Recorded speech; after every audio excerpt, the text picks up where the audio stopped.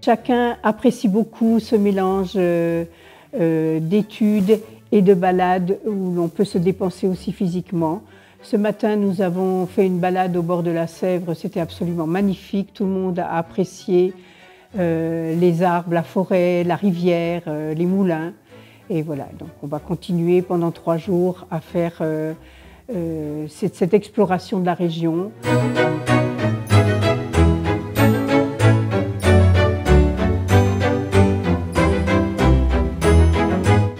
Et à rentrer dans les œuvres de Rubens et de Rembrandt.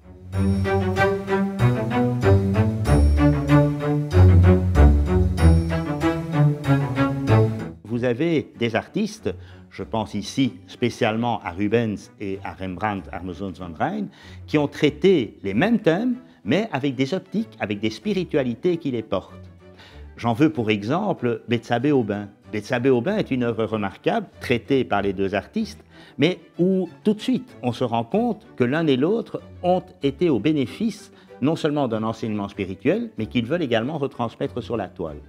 Dans l'œuvre de Rubens, eh bien, vous avez le personnage de David qui observe Bethsabée, alors que chez Rembrandt, au contraire, vous n'avez que le moment extraordinaire où Bethsabée reçoit cette lettre. Elle l'a dans les mains, son regard est triste parce que déjà, évidemment, elle se rend compte qu'être convoquée devant le roi va entraîner la mort de son époux et l'adultère qu'elle va commettre avec le roi David. Donc 2 manières, 2 façons d'aborder le sujet. L'une qui est l'objet d'une commande, c'est celle de Rubens par des grands prélats de l'époque, et une autre beaucoup plus intériorisée qui sera l'approche de Rembrandt. De la même façon, quand on voit le thème de l'érection de la croix, tableau extraordinaire de Pierre-Paul Rubens, avec beaucoup de personnages qui sont représentés, avec une musculature du Christ qui est assez extraordinaire, avec toute cette force que l'on voit dans les protagonistes qui élèvent cette croix, mais néanmoins, dans la composition, vous avez aussi la tête donc, de Rubens qui est représentée. Chez Rembrandt, le clair-obscur, l'aspect beaucoup plus caravagesque, réduit à l'essentiel, simplement cette croix, beaucoup de noir, pas de fond, et là encore, la tête de Rembrandt qui apparaît en pleine lumière, de la même façon bien sûr que le Christ en croix, ce qui montre que pour Rembrandt, eh bien, il est responsable directement de la mort du Christ. Donc vous avez ce passage dans le temps, mais qui est fort intéressant et qui montre une fois de plus l'intériorité de la pensée de Rembrandt. Mais les 2 sont chrétiens. Les 2 ont envie de faire passer un message qui est porteur de sens pour le reste de leurs contemporains. Ce qu'il faut savoir, c'est que quand la Réforme a eu lieu, il y a eu des courants différents qui se sont développés. Et donc, il y a eu non seulement la Réforme du XVIe siècle, mais également la Contre-Réforme.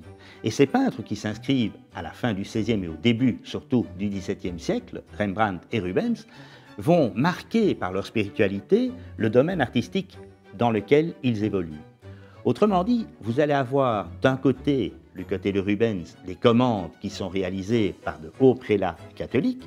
Donc vous avez une commande qui est réalisée et il doit répondre à la dogmatique propre à ces commandes. Tandis que Rembrandt, qui travaille davantage pour la bourgeoisie protestante montante, lui va pouvoir bien davantage exprimer ce qu'il ressent comme étant le centre de sa propre conception de Dieu. Leur façon de peindre, leur façon de proposer des gravures est très différente.